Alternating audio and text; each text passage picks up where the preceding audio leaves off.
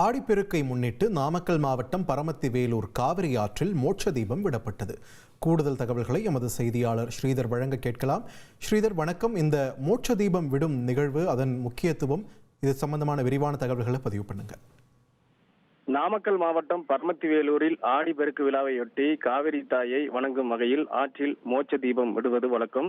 அதன்படி இந்த ஆண்டு ஆடி 18 முன்னிட்டு பரமத்தி வேலூரில் உள்ள காவிரி ஆற்றில் மோட்ச தீபம் விடும் நிகழ்ச்சி வெகு விமரிசையாக நடைபெற்றது. முன்னதாக அங்க காவிரி தாயை வணங்கி வழிபடும் வகையிலும் மழை பெய்து விவசாயம் செழிக்க வேண்டும், அதே போல நாடு சுபிசம் பெற வேண்டியும் காசி விஸ்வநாதர் ஆலயத்தில் மோட்ச தீபத்துக்கு சிறப்பு பூஜைகள் செய்யப்பட்டன. தொடர்ந்து மேலதாளங்கள் முழங்க அந்த மோட்ச தீபத்தை காவிரி ஆற்றுக்கு பக்தர்கள் எடுத்து சென்றனர்.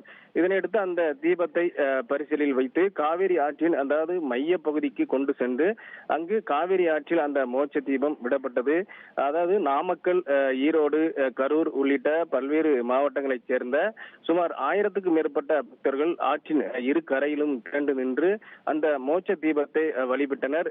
அதாவது ஆயிரக்கணக்கான பக்தர்கள் அந்த இரு கரையிலும் நின்று அந்த மோட்ச தீபத்தை வழிபடும் நிகழ்ச்சியில் கலந்து கொண்டதால் அந்த பாதுகாப்பு பணிக்காக அந்த பரமத்தி வேலூர் டிஎஸ்பி சங்கீதா தலைமையில போலீசார் அந்த குவிக்கப்பட்டிருந்தது குறிப்பிடத்தக்கது. நன்றி ஸ்ரீதர், உங்கள் விரிவான தகவல்களுக்கு.